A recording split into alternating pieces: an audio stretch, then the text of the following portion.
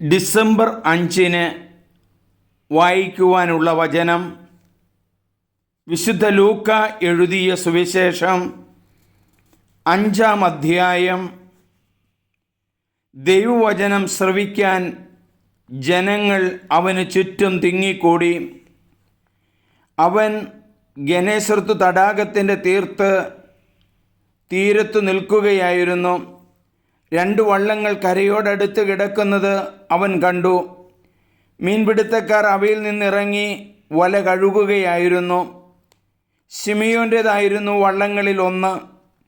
യേശു അതിൽ കയറി. കരയിൽ നിന്ന് അല്പം അകലേക്ക് വള്ളം നീക്കി അവനോട് യേശു ആവശ്യപ്പെട്ടു. അതിലിരുന്ന് അവൻ ജനങ്ങളെ പഠിപ്പിച്ചു. സംസാരിച്ചു തീർന്നപ്പോൾ ശിമിയോനോട് പറഞ്ഞു, ആഴത്തിലേക്ക് നീക്കി മീൻ പിടിക്കാൻ വലയിറക്കുക.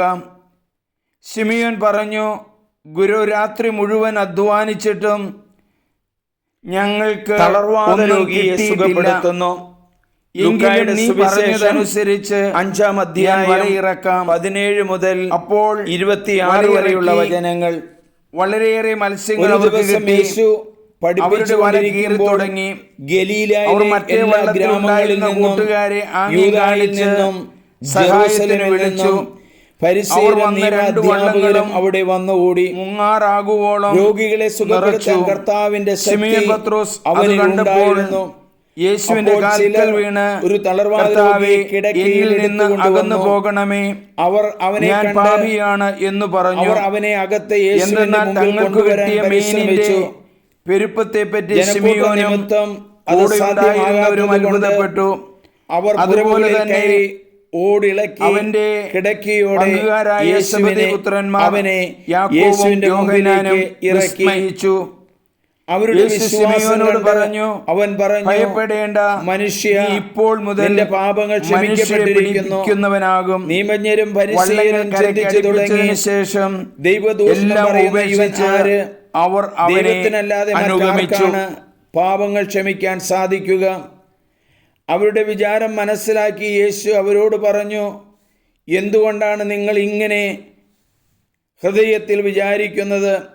ഏതാണ് എളുപ്പം, നിന്റെ പാപങ്ങൾ ക്ഷമിക്കപ്പെട്ടിരിക്കുന്നു എന്ന് പറയുന്നതോ എഴുന്നേറ്റ് നടക്കുക എന്ന് പറയുന്നതോ? ഭൂമിയിൽ പാപങ്ങൾ ക്ഷമിക്കാൻ മനുഷ്യപുത്രന് അധികാരമുണ്ട് എന്ന് നിങ്ങൾ അറിയേണ്ടതിന് യേശു തളർവാദ രോഗിയോട് പറഞ്ഞു, ഞാൻ നിന്നോട് പറയുന്നു, എഴുന്നേറ്റ് കിടക്കയും എടുത്ത് വീട്ടിലേക്ക് പോവുക. ഉടനെ എല്ലാവരും കാണുകെ അവൻ എഴുന്നേറ്റ് കിടക്കയും എടുത്ത് ദൈവത്തെ സ്തുതിച്ചുകൊണ്ട് വീട്ടിലേക്ക് പോയി. എല്ലാവരും വിസ്മയഭരിതരായി ദൈവത്തെ മഹത്വപ്പെടുത്തി. അവർ സംഭ്രമത്തോടെ പറഞ്ഞു, അസാധാരണ സംഭവങ്ങൾ ഇന്ന് നാം കണ്ടിരിക്കുന്നു. ലേവിയെ വിളിക്കുന്നു. ഇതിനുശേഷം അവൻ പോകും വഴി ലേവി എന്നൊരു ചുങ്കക്കാരൻ ചുങ്കസ്ഥലത്ത് ഇരിക്കുന്നത് കണ്ടു. എന്നെ അനുഗമിക്കുക എന്ന് യേശു അവനോട് പറഞ്ഞു. അവനെല്ലാം ഉപേക്ഷിച്ച് എഴുന്നേറ്റ് അവനെ അനുഗമിച്ചു. ലേവി തൻ്റെ വീട്ടിൽ അവനു വേണ്ടി ഒരു വലിയ വിരുന്ന് നടത്തി. ചുങ്കക്കാരുടെയും മറ്റുള്ളവരുടെയും ഒരു വലിയ ഗണം അവരോടൊപ്പം ഭക്ഷണത്തിനിരുന്നു. യേശു ഫരിസേയരും നിയമജ്ഞരും പിറുപിറുത്തപ്പോൾ അവൻ്റെ ശിഷ്യരോട് പറഞ്ഞു, നിങ്ങൾ ചുങ്കക്കാരോടും പാപികളോടുമൊത്ത് തിന്നുകയും കുടിക്കുകയും ചെയ്യുന്നതെന്ത്? യേശു അവരോട് പറഞ്ഞു, ആരോഗ്യമുള്ളവർക്കല്ല, രോഗികൾക്കാണ് വൈദ്യനെ ആവശ്യം. ഞാൻ വന്നിരിക്കുന്നത് നീതിമാന്മാരെ വിളിക്കാനല്ല, പാപികളെ പശ്ചാത്താപത്തിലേക്ക് ക്ഷണിക്കാനാണ്. ഉപവാസത്തെ സംബന്ധിച്ച് തർക്കം. ലൂക്കായുടെ സുവിശേഷം 5-ാം അധ്യായം 33 മുതൽ 39 വരെയുള്ള വചനങ്ങൾ. അവർ അവനോട് പറഞ്ഞു, യോഹന്നാൻ്റെ ശിഷ്യന്മാർ പലപ്പോഴും ഉപവസിക്കുകയും പ്രാർത്ഥിക്കുകയും ചെയ്യുന്നു. ഫരിസേയരുടെ ശിഷ്യരും അങ്ങനെ തന്നെ.